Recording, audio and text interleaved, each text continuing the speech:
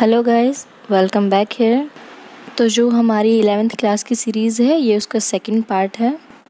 तो चलिए पहले हम एक बार पॉइंट्स देख लेते हैं। इस चैप्टर का जो फर्स्ट टॉपिक है वो था why do we need a constitution, और इसके आंसर में आपको 5 पॉइंट दिए गए हैं चैप्टर में। इनमें से जो फर्स्ट पॉइंट है उसको तो हम पिछली वीडियो में इंट्रोडक्शन पार्ट में डिटेल में स्टडी कर चुकी हैं, और बाकी जो ये 4 पॉइंट्स हैं इनको भी हम डिटेल में पढ़ने वाले हैं अपकमिंग वीडियोज़ में। इस वीडियो में हम पढ़ेंगे सेकंड वाला पॉइंट, तो इनके बारे में मैं मोटा मोटा बताती हूँ क्या है। तो क्वेश्चन हमारा था why do we need a constitution, हमें कॉन्स्टिट्यूशन की ज़रूरत क्यों है। उसके आंसर में फर्स्ट तो हमने कर लिया, सेकंड है specification of decision making powers. इसमें कहा गया है कि कॉन्स्टिट्यूशन की ज़रूरत इसलिए क्योंकि ये हमें जो डिसीजन मेकिंग पावर्स होते हैं ना उनका उल्लेख अलग से करके बता देता है। और तीसरी इंपॉर्टेंस इसकी ये है कि ये गवर्नमेंट के पावर्स को लिमिट करता है। ये नहीं है कि गवर्नमेंट के पास अनलिमिटेड पावर्स होंगे और उसका मिसयूज़ करती रहेगी, तो उसकी भी बहुत सी लिमिटेशंस होती हैं और ये सब कॉन्स्टिट्यूशन में दी गई हैं। फोर्थ इंपॉर्टेंस है aspirations and goals of a society. कई कॉन्स्टिट्यूशन क्या करते हैं, जो गवर्नमेंट है उसकी पावर को लिमिट तो कर देते हैं, बट उसको जो है एस्पिरेशन भी तो देना होता है ना, जो गोल्स भी होते हैं किसी सोसाइटी के। जैसे हमारे कॉन्स्टिट्यूशन में फंडामेंटल ड्यूटीज़ दी जाती हैं, गवर्नमेंट का उल्लेख किया गया है इनका कि जो मौलिक कर्तव्य होते हैं गवर्नमेंट के वो क्या हैं। तो पावर्स तो हैं ही, साथ में इनके कुछ कर्तव्य भी होते हैं। फिफ्थ पॉइंट है fundamental identity of a people. तो ये किसी इंसान की फंडामेंटल आइडेंटिटी भी बताया था। ये सब कहाँ है, कॉन्स्टिट्यूशन में लिखा गया है, इसलिए इसकी बहुत ज़्यादा इंपॉर्टेंस बढ़ जाती है। So let's discuss our second point in detail. तो सेकेंड पॉइंट है specification of decision making powers. ठीक है, जो डिसीजन होता है हमारा उसको बनाने की, उसको लेने की पावर्स किस किस के हाथ में, इसका उल्लेख कहाँ किया गया, ये हमारे कॉन्स्टिट्यूशन में किया गया है। A constitution is a body of fundamental principles according to which a state is constituted और गवर्नड। तो एक कॉन्स्टिट्यूशन क्या है, एक कॉन्स्टिट्यूशन फंडामेंटल प्रिंसिपल्स की बॉडी है। ठीक है, किन प्रिंसिपल्स की, उन प्रिंसिपल्स की जिनके अकॉर्डिंग कोई स्टेट कंस्टिट्यूट की जाती है या गवर्न की जाती है। किसी स्टेट का जो शासन होता है वो कैसे चलाया जाएगा, उनके लिए कोई कर्तव्य निहित होते हैं पहले से कि किसके हिसाब से, किन रूल्स के हिसाब से शासन किया जाएगा किसी स्टेट पे। तो उन प्रिंसिपल्स की जो बॉडी होती है वो होते हैं कॉन्स्टिट्यूशन। ठीक है, but what should these fundamental rules be. तो जिनके हिसाब से हमारी जो स्टेट है गवर्न की जानी चाहिए वो फंडामेंटल रूल्स होने कौन से चाहिए, ये क्वेश्चन बनता है एक। And what makes them fundamental, और उनका मौलिक जो है मतलब फंडामेंटल है कौन, क्या बनाता है। ठीक है, कि हम कैसे डिसाइड करेंगे कि कोई रूल है जो वो फंडामेंटल है या नहीं है। Well, the first question you will have to decide is who gets to decide what the laws governing the society should be. तो पहला क्वेश्चन क्या उठता है, पहला क्वेश्चन यही उठता है कि वो लोग क्या होने चाहिए, वो कानून या वो रूल क्या होने चाहिए जो किसी सोसाइटी को गवर्न करें, जिनके हिसाब से कोई सोसाइटी गवर्न की जाए या चलाई जाए। You may want rule X but others may want rule Y. तो आप किसी रूल के फेवर में होंगे और कोई और किसी और रूल के फेवर में होगा। But how to decide whose rules और preferences should govern us। लेकिन ये कैसे डिसाइड करें कि किसके रूल्स या प्रेफरेंसेस हमको गवर्न करेंगे, यानी कि कौन से रूल्स या प्रेफरेंसेस जो हैं वो राइट होंगे या करेक्ट होंगे। You may think the rules you want everyone to live by are the best but others think that their rules are the best. तो आप, सिंपल सी बात है कि भाई आप सोच सकते हैं कि जो आपने जो रूल्स बताए हैं वो ही बेस्ट हैं दूसरों के लिए, उनके हिसाब से दूसरों को जीना चाहिए, और जो दूसरों ने रूल्स बताए हैं वो सोच सकते हैं कि उनके बेस्ट हैं। But how do we resolve this dispute, लेकिन इस डिस्प्यूट को हम कैसे रिजोल्व करेंगे, ये जो विवाद है इसको सुलझाना भी तो ज़रूरी है। So even before you decide what rules should govern this group you have to decide who gets to decide.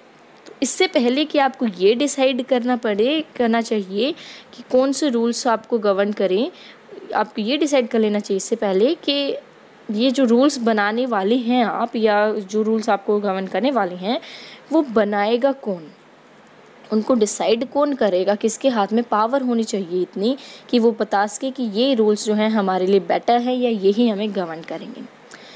The constitution has to provide an answer to this question.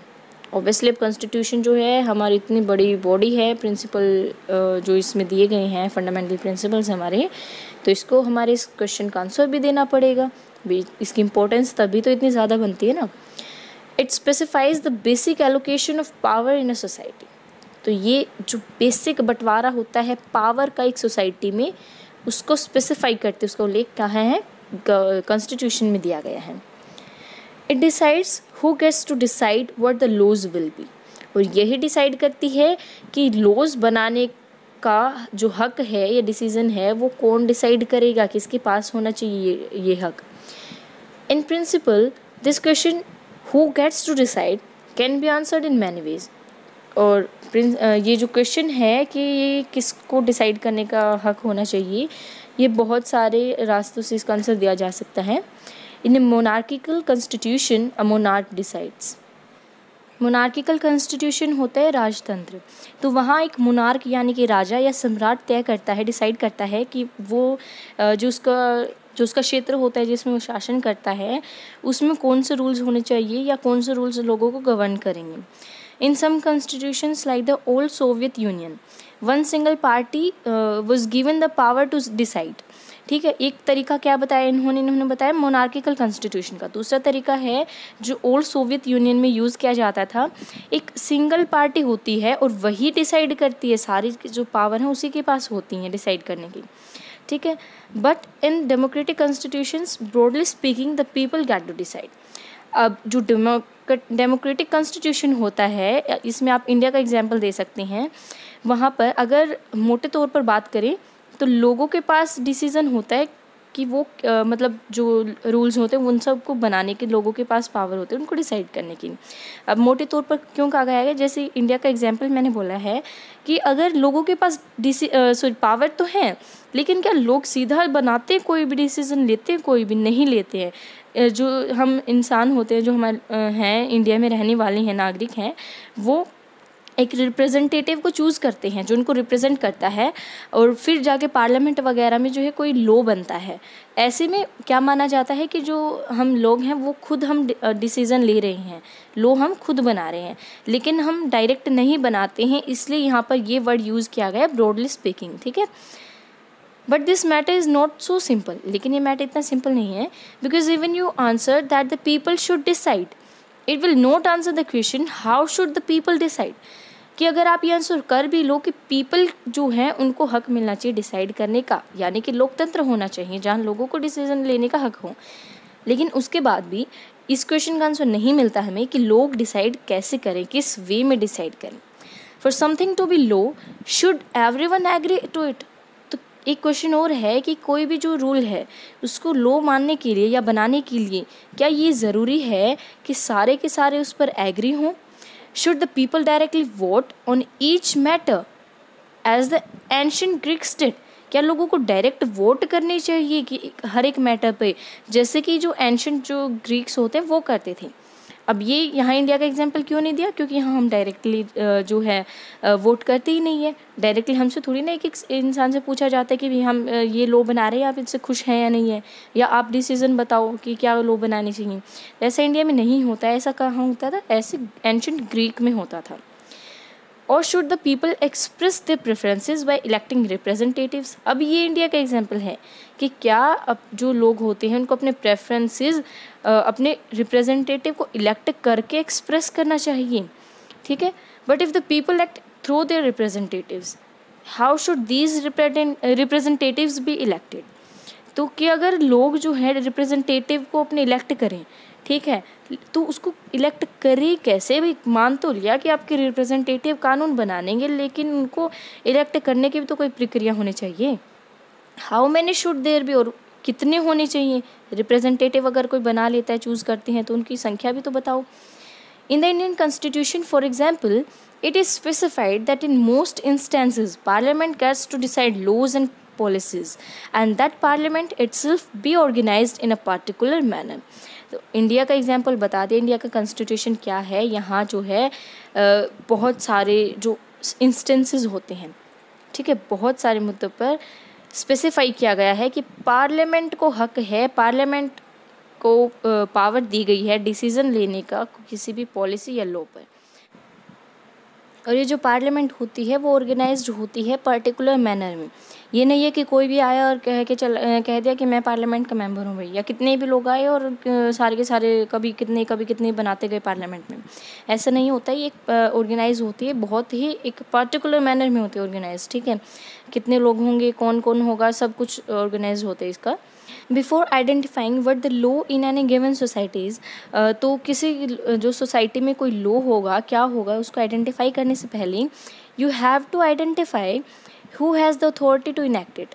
आपको ये आइडेंटिफाई करना पड़ेगा कि अथॉरिटी किसके पास होनी चाहिए किसी law को इनेक्ट करने की, लागू करने की।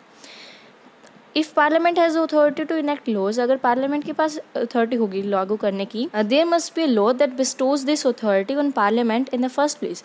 तो कैसा लॉ होना चाहिए जिसकी हेल्प से, जिसके द्वारा जो पार्लियामेंट है उसके पास फर्स्ट अथॉरिटी होनी चाहिए, फर्स्ट प्लेस पे अथॉरिटी होनी चाहिए, जो ये होते लॉ बनाने के लिए, कि पहले जो हक है, सबसे पहला हक है पार्लियामेंट का कोई भी लॉ बनाने का, ठीक है। This is the function of a constitution, और यही एक कॉन्स्टिट्यूशन का फंक्शन होता है। It is an authority that constitutes government in the first place. ये एक अथॉरिटी है जो गवर्नमेंट को कॉन्स्टिट्यूट करते हैं फर्स्ट प्लेस पे, कि गवर्नमेंट के पास है, ये लॉ बनाएगी, किसी हिसाब से जो है कोई भी स्टेट कॉन्स्टिट्यूट होनी चाहिए, गवर्न होनी चाहिए, और सबसे पहला हक किसके पास दिया गया है कॉन्स्टिट्यूशन को में, गवर्नमेंट के पास दिया गया है, ठीक है। अब पार्लियामेंट, आप कहेंगे एक जगह पार्लियामेंट एक जगह गवर्नमेंट है, तो भाई पार्लियामेंट और गवर्नमेंट अलग अलग थोड़ी ना होते हैं, ठीक है। जो गवर्नमेंट होती है वो कब बनती है, पार्लियामेंट में जिसके सबसे ज़्यादा मेंबर होते हैं, मेजोरिटी में होती है, जो उनका लीडर ही तो जो है प्राइम मिनिस्टर बनता है, हमारी गवर्नमेंट जो होता है उसको संभालता है, ठीक है। तो इसलिए पार्लियामेंट और गवर्नमेंट जो है वो ज़्यादा अलग नहीं है, ठीक है। The second function of a constitution, first function हमने फर्स्ट उसमें वीडियो में पढ़ा था, अब ये सेकेंड फंक्शन है। जो एक सोसाइटी होती है, ठीक है, सोसाइटी में किसके पास पावर होती है डिसीज़न लेने की, ये स्पेसिफाई करना पड़ता है किसको, कॉन्स्टिट्यूशन को। It decides how the government will be constituted, ये डिसाइड करता है कि जो गवर्नमेंट है वो कैसे गवर्न की जाएगी, या उसको कैसे गठित किया जाएगा या बनाया जाएगा, ठीक है। तो यहाँ तक था हमारा ये सेकंड फंक्शन कंप्लीट होता है इसका, कॉन्स्टिट्यूशन का। और इस वीडियो को यहीं ख़त्म कर रही हूँ मैं, क्योंकि जैसे कि मैंने फर्स्ट पार्ट में बोला था, हम छोटे छोटे पार्ट्स बनाएंगे, छोटे छोटे पॉइंट वीडियोस बनाएंगे, ताकि आपको इंटरेस्ट भी बना रहे और आप ज़्यादा बोर भी ना हो इस चैप्टर में, ठीक है।